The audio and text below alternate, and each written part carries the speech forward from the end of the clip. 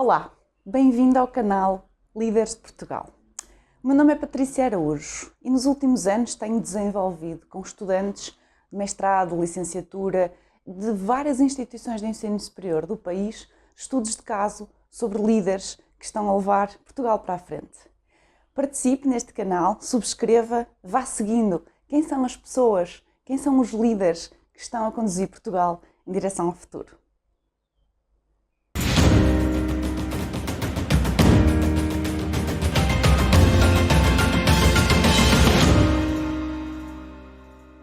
Boa tarde, Dr. Meninos, tudo bem?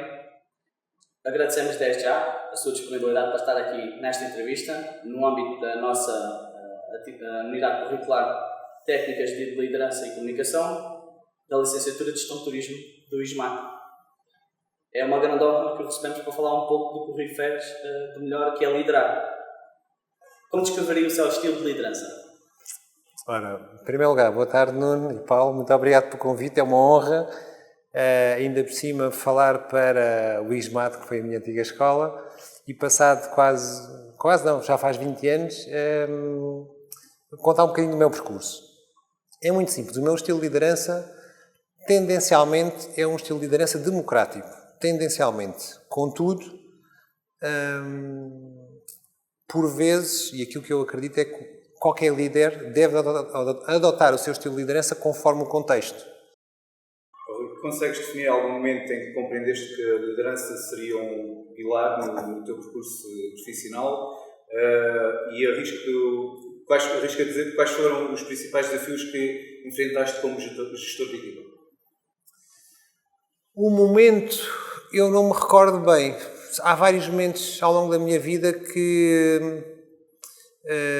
me levaram a perceber um bocadinho melhor a liderança e foi com exemplos.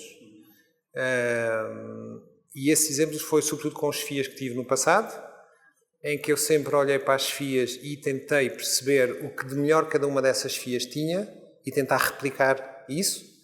Recordo-me perfeitamente no início da minha carreira, quando estive no Zumarino, ver exemplos muito bons de algumas pessoas, da minha chefia direta e de outras chefias. Num grupo hoteleiro em que estive, que tinha um chefe que eu tinha um estilo de liderança muito próprio, era muito diplomático, muito cordial, e isso eu aprendi.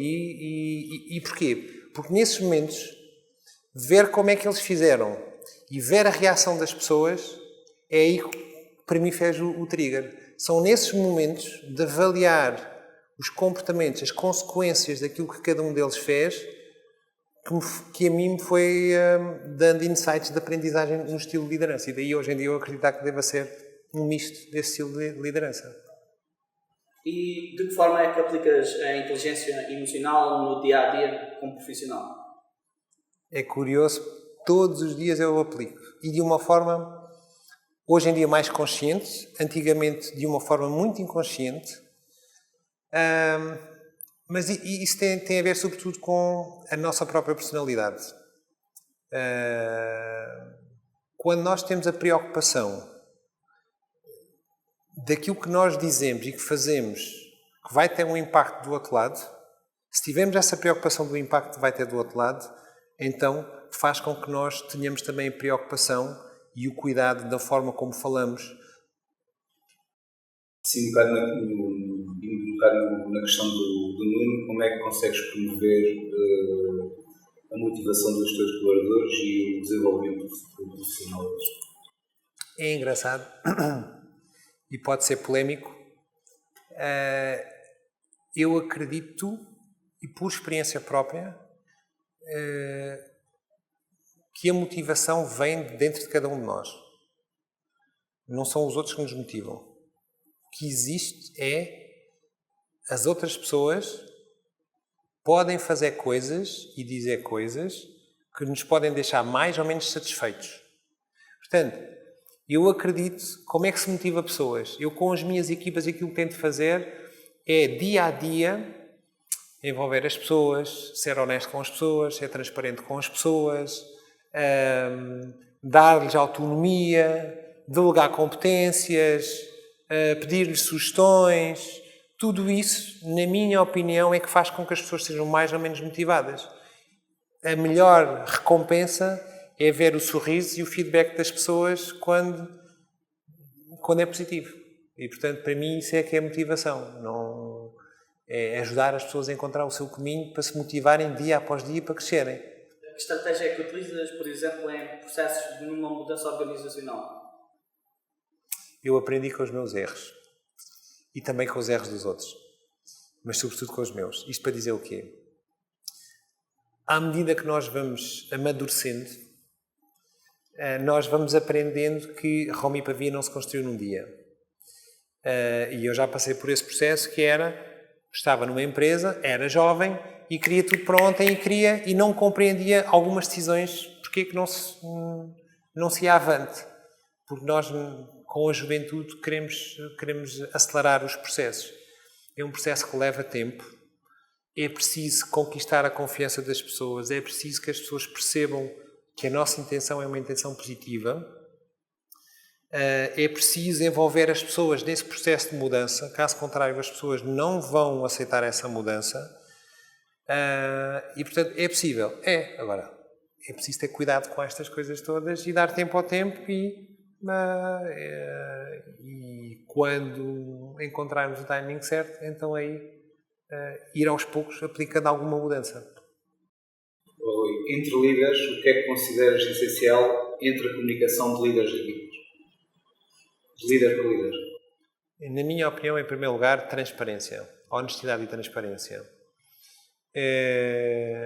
Em segundo lugar, aquilo que eu há pouco dizia, que era cada um dos líderes tentarem perceber a perspectiva do outro. Em terceiro lugar, ter a frontalidade e o cuidado na comunicação, como é óbvio, sempre ter o cuidado na comunicação, porque quando nós temos muita confiança, esse é o grande mal na sociedade, e nós olhamos para a nossa casa, nós em casa dizemos tudo sem filtros. Porquê? Porque existe confiança. Depois esquecemos, estamos a ferir sentimentos.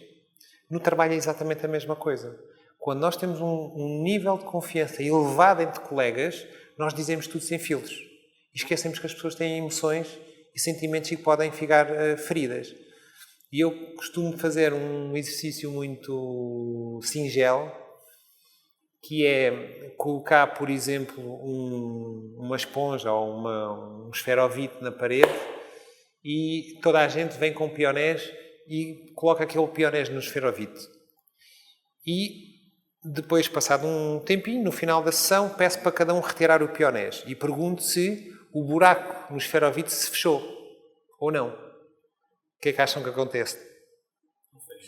Não fecha. E então o que eu digo às pessoas é, aquilo que nós dizemos é exatamente isso. Se nós dizemos uma coisa feia, por muito que a gente a seguir vá pedir desculpa e tentar retirar, o buraco está lá, a ferida está lá. Por isso, entre líderes é preciso ter esta preocupação na forma como comunicamos e colocar do outro lado, para perceber a perspectiva do outro lado. Essa é a grande falha na comunicação entre líderes. Portanto, entre líderes é preciso isso. E não é só entre líderes, é dos líderes com as suas equipas, sejam elas para baixo, sejam elas para cima, sejam elas para o lado. Mas os líderes têm que, acima de tudo, ter essa transparência. Aquilo que se exige de um líder é esta capacidade de ter maior sensibilidade neste tipo de coisas que eu estou a dizer, como comunicação, transparência, etc, etc. Porque nem toda a gente tem, mas um líder deverá ter, na minha opinião. E que conselho é que deixarias aos futuros líderes do setor do turismo? Mais uma vez, pensem no coletivo e não no individualismo.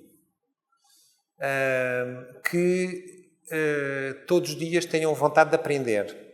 Que tenham a humildade de perceber aquilo que cada uma das pessoas faz, sejam eles próprios ou as outras pessoas, fazem, há sempre uma boa intenção por trás daquilo que se fez. Sempre. Quando nós somos frontais e transparentes com as pessoas, eu acho que, na minha experiência, que vou testando todos os dias, eu fiz isto, qual foi a consequência? Foi boa? Porreira, para repetir. Não foi boa. Da próxima vez já sei que não posso fazer daquela maneira, tenho que fazer de outra maneira. Então é ir testando até termos uma maior concertação entre as pessoas, uma maior compreensão entre as pessoas, e se as pessoas tiverem atenção a isso, tudo corre muito melhor, na minha opinião. Rui, obrigado por aceitares este convite. Foi uma honra ter-te aqui connosco. Acho que és uma pessoa que a gente tem a olhar para o teu exemplo, e muito obrigado por esta ajuda, por teres passado por aqui. Obrigado. Eu é que agradeço, é uma honra.